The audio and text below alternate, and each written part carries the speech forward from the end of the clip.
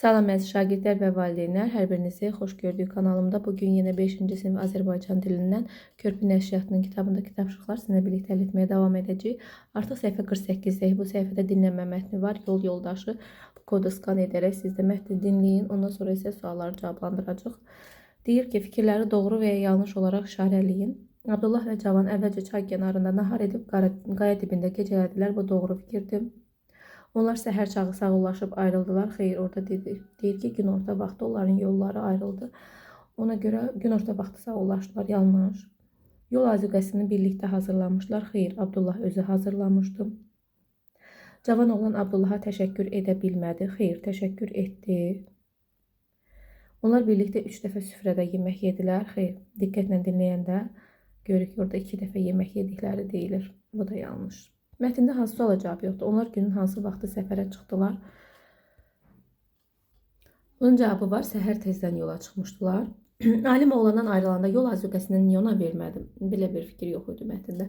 Alim niyə öz arxalığını oğlana verdi? Yağış yağırdı islanmaması üçün. Oğlan niyə yol rəhbəri olmaq istəmədi?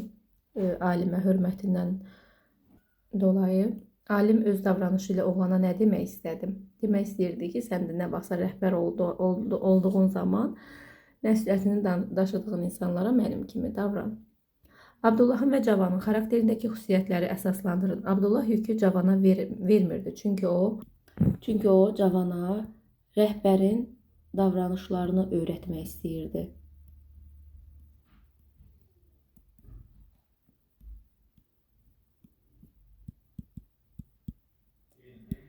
Abdullah yağışda islandıqca Cavan oğlan öz-özünə deyinirdi çünki verdiyi qərardan peşman olmuşdu.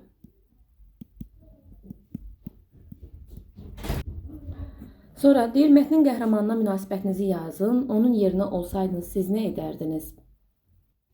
Təbii ki, siz öz fikrinizi yazmalısınız. Deyir, siz nə edərdiniz? Əslində mətndə də 2 dənə qəhrəman var. Hər hansı birinə münasibət yaza bilərsiniz. Abdullah haqqında deyə bilərsiniz ki, səbirli və mərhəmətlidir. Mən onun yerində olsaydım, yoldaşımın da mənə kömək etməsini istəyərdim və yaxud da başqa nəsə fikirləşirsinizsə, onu yaza bilərsiniz. Keçirik biz isə səhifə 51-ə. Deyir, mövzumuz sözün həqiqi və məcazi mənasıdır. Deyir, birləşmələrin birinci tərəfinin həqiqi yoxsa məcazi mənada işləndiyini göstərin.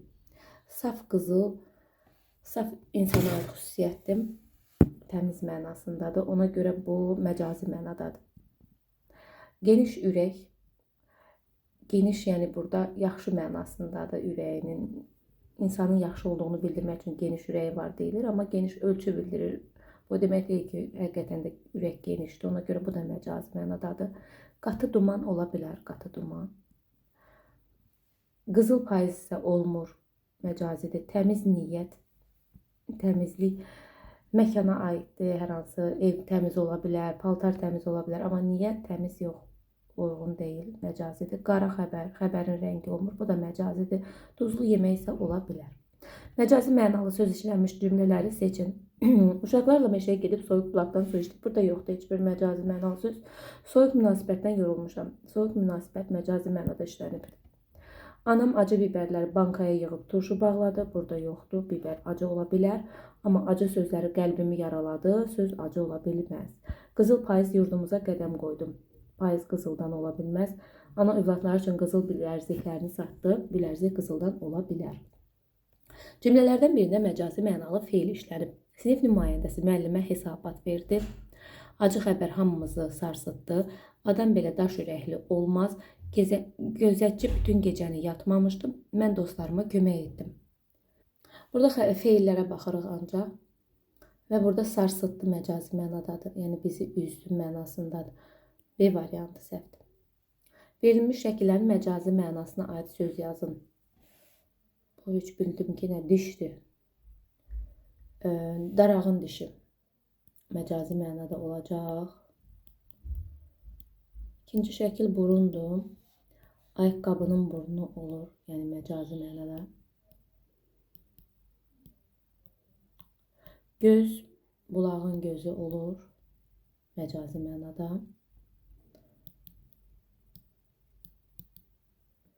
Bu nədir? Qol, çayın qolu, ağacın qolu. Keçirik səhifə. Deməli bu səhifə neçədir baxım? 54. Mətnlər adi səhifələr işləmirik. Özünüz işləyin o tapşırıqları. Keçirik çoxmənalı sözlər, amonimlər. Aşağıdakı sözlər müvafiq sütunlarda yazın. Tək mənalı sözdür, yoxsa çox mənalı sözdür? Burun da yaxud da məcazi mənasını dedik. Ayaqqabının burnu. Məcazi mənası varsa sözün, deməli çox mənalı sözdür. Ana. Ana təbiət deyilir bəzən bu məcazi mənada. Ona görə bu da məcazi mənalı, çox mənalı sözdür. Yəni kitabın isə olur. Kitab da məcazi mənada olur. Məsələn, həyat kitabı, ömür kitabı çox mənalı ola bilir. Ağız da ola bilir. Qapının ağzında məsələn deyək, ayaqqabı var. Deməli bu da çox mənalıdır. Ayaq da ola bilir, kəndin ayağı deyə bilirik məsələn. Şadlıq isə olmur. Tək mənalıdır. Ağac da tək mənalıdır. Boğaz ola bilir, çox mənalı necə olur fikirləşək. Köynəyin boğazı məsələn. Əqrəb çox mənalı deyil, əqrəb amonimdir. Ona görə bunu qarışdırmayın. Həqiqi mənadadır hər ikisində. Ona görə bu tək mənalı sözdür. Məktəb də tək mənalıdır. Fikirləşək bir dəqiqə. Məktəb məsələn bəzən deyilir ki, məsələn həyat məktəbi deyə bilirik. Çox mənalı ola bilir demək. Kompüter tək mənalıdır, həqiqi mənadadır ancaq. Acılıq da ancaq həqiqi mənadadır. Uşaq da məcazi mənası yoxdur. Göz var, bulağın gözü bayaq demişdik, çox mənalı. Dost. Dostu da məcazi mənada necə ola bilər? Bunu da tək mənalı yazaq. Keçirik ikinci tapşırığı. Aşağıdakı qeyd olunanlara uyğun nümunələr yazın. Eyni nitq hissəsinə aid olan amonimlər. Aha, maraqlı sualdır. Məsələn, qaz.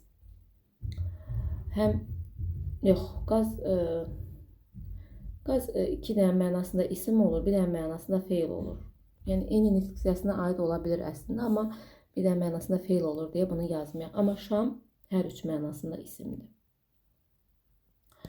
Başqa qol sözü də biri var, insanın qolu isimdir, bir də var qol, imza. Burada da isimdir. Futboldakı qol, bu da isimdir. Sonra olar ay. Biri var təqvimdəki ay və biri var göydəki ay. Hər ikisi isimdir. Sonra əqrəb də olar. Biri var canlı əqrəb, biri də var saatın əqrəbi. Hər ikisində isimdir. İndi müxtəlif nitq hissələrinə aid olanları yazaq. Məsələn, yay. Bir var isim, fəsil adıdır. Bir də var yaymaq, feildir. Yaz sözü də həmçinin həm fəsil adıdır, isimdir. Həm də var yazmaq, feil olur o zaman. At sözü isimdir, heyvan adıdır. Bir də var atmaq, feildir. Gül sözü çiçək mənasında isimdir. Bir də var gülmək, feildir. Don sözü isimdir, paltar mənasında. Bir də var donmaq, feildir. Biz sözü bir var isimdir, alətdir. Bir də var əvəzlikdir. Bəs eləyər. Amonimlərin altına xətt çəkin və onları cümlədə işlədin. Vətən yox, insan yox, ayrı yox, insanlıq yox, təsnif yox, əyin yox. Əqrəb, bəli. Həyət, arzu, kürü. Kitab, boğaz. Boğaz amonim olur. Bir var insan boğazı, bir də var coğrafi termindir. Lalə xüsusi isim deyən demişdik ki, amonim sayılmır xüsusi isim olanda. Ox, yox, amonim deyil. Nərə. Nərə balığı var və nərə çəkmək sözü var. Amonim götürmək olar. Divan sözü də var. Bir var oturduğumuz var. Oturduğumuz divan, bir var divan çəkmək yenə. Zülm etmək mənasında. Alın sözü isə amonim deyil. Çünki şəkilçi ilə düzəlir. Buradakı alın, yəni feil kimi düşünsək. İnci də yox. Cümlədə də işlədin deyib, burada amma az yer verib. Məsələn, əqrəbi cümlədə işlədə bilərik ki, saatın əqrəbi sınmışdı, qırılmışdı və yaxud da başqa nəsə yazmaq olar.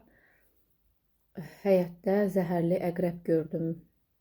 İkinci mənasında işlətmək olar. Boğaz sözünü, onun boğazı ağrıyırdı. İkinci mənasında işlədə bilərik ki, coğrafiya fənnindən boğazların adını öyrəndik. Məncə elə bu ikisini cümlədə işlətmək bəsdir. Onsuz da yerdə dediyim kimi azdır. Həm omonim, həm də çox mənalı söz kimi işlədə bilən söz yazın. Həmin sözləri cümlədə işlədin. Yenə cümlə deyir, bir damcı yer verib.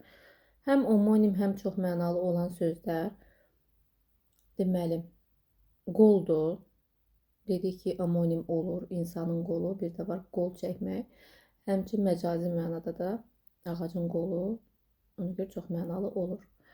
Boğaz sözü də amonimliyin dediyi coğrafi termindir və insanın boğazı məcazi mənada da olur. Köynəyin boğazım. Başqa dolu sözü də həm omonim olur, həm çox mənalı. Omonim kimi biri var yağış, yağıntı növü dolu, bir də var dolu qab, sifət. Məcazi mənada da qəlbim doludur, məsələn, ürəyim doludur, sözlə doludur deyəndə məcazi mənada işlənir. Ona görə çox mənalı ola bilir. Cümlədə qolu gəlin cümlədə işlədək. Məsələn, mənim qolum ağrıyırdı. Ağacın qolu sınmışdı. Digərlərinə də özünüz cümlədə yaza bilərsiniz, amma yerdə azdır, çox da işlətmək olmur. Bəs eləyər bugünlük. Bundan sonra artıq yenə mətn var, onu da növbəti videoda həll eləyərik. Ümid edirəm sizlər üçün faydalı oldu. Sağ olun, yeni videolarda görüşərik.